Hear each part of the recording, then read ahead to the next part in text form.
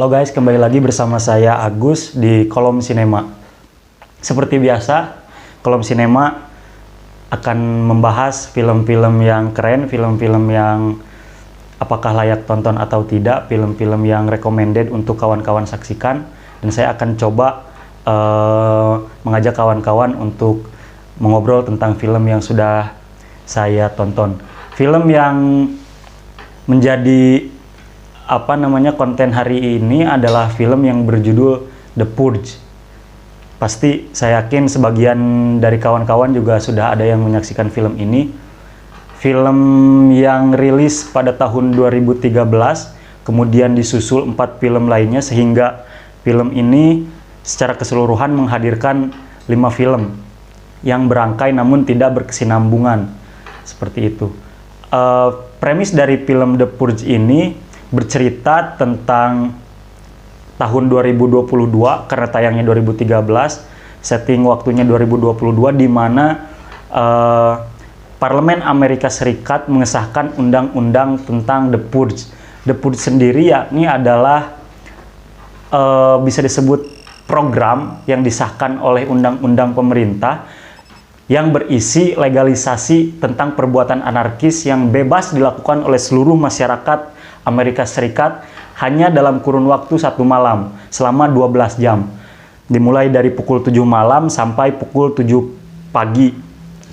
Di rentang waktu itu, seluruh masyarakat Amerika Serikat yang ingin melakukan tindak kriminal itu disahkan oleh undang-undang, dilegalkan oleh negara.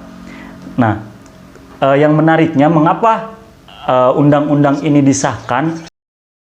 Pemerintah Amerika Serikat sepertinya sudah kehabisan cara bagaimana untuk menurunkan tingkat kriminalitas yang ada di Amerika Serikat. Terbukti dalam filmnya, setelah program itu disahkan dan dilegalkan dan dipraktikan setiap 1 tahun sekali, tingkat kriminalitas di Amerika Serikat itu turun drastis.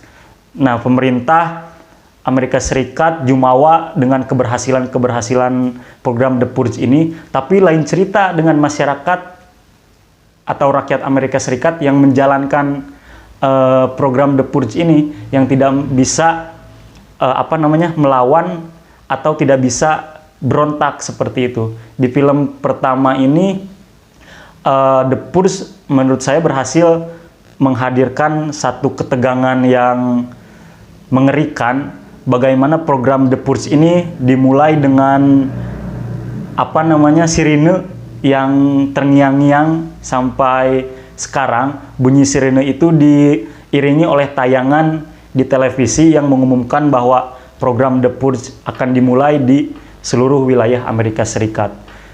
Sesuai premisnya, film ini berisi pertama kejar-kejaran antara masyarakat yang sudah memendam amarahnya sekian lama untuk dilampiaskan ke orang-orang yang mereka sasar. Kemudian di satu sisi juga kegelisahan orang-orang yang melarikan diri dan merasa memiliki dosa, sehingga dia merasa bahwa tahun ini kayaknya saya bakal jadi korban, tahun ini kayaknya saya bakal jadi korban. Nah, kegelisahan-kegelisahan itu yang menarik ketika digabungkan bersama. Dari film ini juga saya belajar tentang arti kesenjangan gitu, bagaimana orang-orang berduit, orang-orang kaya, orang-orang konglomerat yang memiliki modal dan memiliki persiapan yang cukup untuk menghadapi The Purge ini, tampak tenang-tenang saja menghadapi malam mengerikan ini. Bagaimana mereka tetap bisa bersantai dengan keluarga mereka, kemudian menghadapi The Purge dengan makan malam terlebih dahulu, berbeda dengan orang-orang yang tingkat ekonominya rendah. Dari pagi mereka sudah kebingungan bagaimana menyiapkan untuk nanti malam. Bahkan dari hari-hari sebelumnya mereka sudah mulai menyiapkan bagaimana kita akan lari kemana, apa yang harus kita lakukan. Nah, kesenjangan ekonomi ini sangat terasa dihadirkan oleh penggarap film. Kemudian selain berbicara tentang ekonomi, juga film ini berbicara tentang etnis. Pada film terakhir yang tayang tahun 2020 atau 2021, film kelima ini berbicara tentang si para pelaku The Purge sudah mulai berpindah tujuannya, tidak hanya melampiaskan amarahnya ke orang-orang yang mereka rasa cocok untuk mereka jadikan lampiasan amarah mereka, tapi orang-orang pelaku The Purge ini memilih untuk mengeksekusi para warga yang berasal dari luar Amerika Serikat, seperti orang-orang Meksiko yang bekerja di Amerika Serikat. Nah, mereka lebih memilih menyasar ke orang-orang yang bukan orang Amerika Serikat dengan alasan bahwa orang-orang dari luar negara Amerika Serikat ini sudah mengambil banyak sumber daya Amerika Serikat. Orang-orang yang dari luar Amerika Serikat ini sudah banyak mengambil lahan-lahan pekerjaan dan sebagainya, sehingga timbul amarah komunal, kalau bisa saya katakan amarah komunal yang mewakili warga Amerika Serikat. Meskipun pada kenyataannya tetap di dalam film tidak semua warga Amerika Serikat menjadi pelaku The Purge juga. Ada juga mulai ada tokoh-tokoh politik yang menentang program The Purge ini, digambarkan dengan pemilu yang diadakan kembali, kemudian si presiden yang merencanakan undang-undang ini kalah dan akhirnya The Purge dihentikan. Nah, itu isu politik juga berbicara di sini, bagaimana orang-orang yang memilih menjadi pemberontak untuk melawan program The Purge, karena bagi mereka setinggi-tingginya tingkat kriminalitas di Amerika Serikat, tapi The Purge bukanlah satu solusi yang bisa menyelesaikan masalah. Justru The Purge ini menjadi masalah baru gitu, yang nyaris malah tidak akan pernah menyelesaikan masalah, tapi malah menambah masalah. Saya jadi ingat satu penelitian yang pernah dilakukan di Barat, ketika ada satu orang perempuan, entah itu dokter atau psikolog, saya lupa, dia memberanikan diri untuk menjadi dia memberanikan diri untuk melakukan penelitian. Penelitian itu dilakukan, dia hanya berdiri mematung di depan orang banyak selama berhari-hari. Pada hari pertama banyak orang-orang yang memperhatikan dia yang hanya berdiri, kemudian mulai banyak orang-orang yang memberikan bunga kepada si perempuan ini, kemudian ada yang mulai mengusap-ngusap wajahnya, ada yang mulai meraba-raba tubuhnya, hingga semakin hari orang-orang yang melihat perempuan ini semakin berani. Ada yang mulai menggampar, ada yang mulai mencekik, ada yang mulai melakukan kekerasan intinya. Sampai si perempuan peneliti ini babak belur tubuhnya, dan hari terakhir ada satu orang perempuan yang mulai kasihan ke si peneliti ini, kemudian mulai mengusap banyak darah di tubuhnya, kemudian mulai mengusap keringat si peneliti ini. Ini membuktikan apa jangan-jangan manusia kalau tidak dibatasi oleh norma-norma sosial dan batasan-batasan hukum, apakah memang sebenarnya manusia itu makhluk yang memang anarkis dan juga memang makhluk yang brutal gitu, kalau saja tidak ada sistem-sistem norma yang berlaku di tengah masyarakat seperti itu. Nah, ini yang menariknya di film The Purge.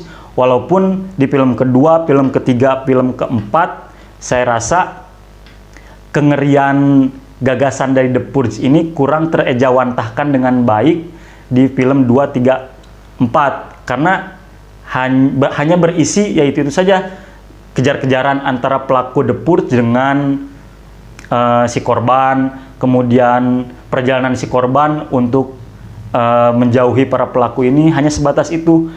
Walaupun sebenarnya pasti banyak cerita atau banyak gagasan yang lebih bisa disampaikan dalam film The Purge, melihat premis yang sangat gila gitu kalau menurut saya. Kita bayangkan bagaimana kalau program The Purge ini memang terjadi di dunia nyata kemudian diterapkan di sistem-sistem pemerintahan suatu negara. Kita ambil misalnya contoh di Indonesia, diberlakukanlah The Purge, di mana satu malam seluruh warga masyarakat Indonesia berhak untuk melakukan tindakan kriminalitas apapun. Tidak terbayang bagaimana negara akan chaos, tidak terbayang bagaimana moralitas dan sisi kemanusiaan manusia itu habis dicabik-cabik, tidak tersisa di satu malam itu. Karena di film The Purge ini juga diperlihatkan bahwa polisi, pemadam kebakaran, tentara, dan instansi-instansi yang berhubungan dengan pemerintah itu dinonaktifkan. Dalam arti tidak boleh ikut campur sekalipun keadaan kacau. Ya, karena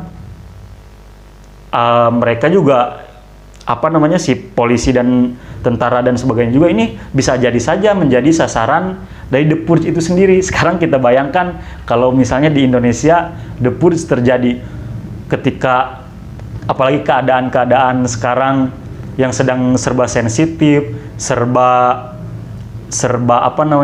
kekurangan dan sebagaimana, pasti banyak pihak yang menyetujui saya rasa program The Purge ini. Untuk sesaat memang program The Purge bisa menyelesaikan masalah, tapi masalah-masalah di belakangnya akan timbul juga. Dan selain 5 rangkaian film ini, The Purge juga dibuatkan serial. Namun seperti serial dengan cerita yang lebih panjang dan juga yang lebih rinci, unsur dramanya lebih kental di dalam serial ini. Saya juga pernah menyaksikan, tapi tidak sampai full season, hanya menyaksikan beberapa episode. Ada satu sudut pandang yang menarik juga di series The Purge. Di seriesnya diceritakan orang-orang yang tingkat ekonominya rendah ke bawah, yang menengah ke bawah, mereka lebih memilih menjadi korban eksekusi The Purge yang dibeli oleh orang-orang kaya. Jadi The Purge ini jadi semacam ritual bagi orang-orang kaya di dalam filmnya untuk menuangkan amarah mereka di satu malam itu dan menyebut ritual itu adalah sebuah penyucian sesuai dengan judulnya. Nah, orang-orang kaya ini membeli orang-orang miskin, lah kita sebut saja orang-orang miskin, yang merelakan nyawa dan tubuhnya untuk dijadikan sasaran eksekusi. Dibeli dengan harga tinggi, kemudian uang pembeliannya itu diserahkan kepada keluarga si yang ditinggalkan, kemudian dieksekusilah. Memang orang-orang kaya di film ini tidak brutal seperti orang-orang atau pelaku-pelaku The Purge di jalanan, tapi lebih sadis kalau menurut saya. Dengan uang mereka bisa menggunakan segala hal, dengan uang mereka bisa membeli bahkan nyawa orang lain, dan itu sisi lain yang saya dapatkan di series The Purge. Yang menariknya lagi, The Purge ini minim budget. Pada tahun 2013, budget yang dikeluarkan untuk memproduksi film The Purge pertama ini hanya merogoh kocek $3 juta Amerika Serikat. Untuk ukuran film Hollywood, yaitu jelas kecil dibandingkan dengan pendapatan dari film The Purge ini yang mencapai $89 juta lebih. Nah, itu perbandingannya kan antara modal dengan keuntungan kan sangat jauh. Nah, ini yang menurut saya film yang berhasil, ya film yang seperti ini dengan minim budget tapi dengan gagasan yang jelas, gagasan yang menggelitik, gagasan yang mewakili keresahan masyarakat, terbukti disukai dan meledak di seluruh pasar film dunia dan mendapatkan keuntungan yang fantastis. Nah, itu segelumit tentang film The Purge. Teman-teman bisa saksikan seluruh filmnya, walaupun di beberapa film ada juga kontradiktif yang saya rasa entah penggarap terburu-buru karena hegemoni dari film pertama sehingga ingin cepat-cepat untuk melakukan atau menggarap film selanjutnya, atau entah itu tidak dipikirkan secara matang dan hanya memikirkan keuntungan. Tapi The Purge 2013 yang menjadi film pembuka, saya rasa sangat sukses untuk menyuguhkan sesuatu yang berbeda, sesuatu yang gila. Dan itu bisa saja terjadi di dunia nyata, kawan-kawan. Itu sangat bisa terjadi kalau memang keadaan masyarakat menghendaki dan ada partai politik misalnya yang membawa suara itu dari masyarakat, kemudian partai politik itu memenangkan pemilu dan berhasil menaikkan kadernya menjadi presiden dan undang-undang itu disahkan, kan gawat. The Purge terjadi di Indonesia misalnya. Ya itulah, dan kita harap hal-hal seperti itu hanya terjadi di film, karena bisa kita bayangkan bagaimana kengerian kalau memang program-program seperti itu yang gila itu terjadi di negara kita dan disahkan pula oleh undang-undang negara. Itu yang bisa saya bagikan ke rekan-rekan terkait film The Purge ini. Kalau ada pendapat lain dari kawan-kawan tentang film ini, boleh tuliskan di kolom komentar. Jangan lupa like, komen, dan subscribe juga Langgam Pustaka TV. Sampai bertemu di pembahasan film selanjutnya. Terima kasih.